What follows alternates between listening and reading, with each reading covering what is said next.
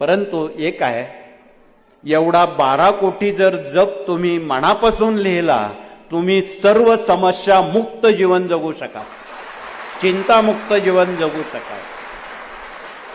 सुखाचा कुठेही दुष्काळ राहणार नाही, सुखाचा दुष्काळ राहणार नाही.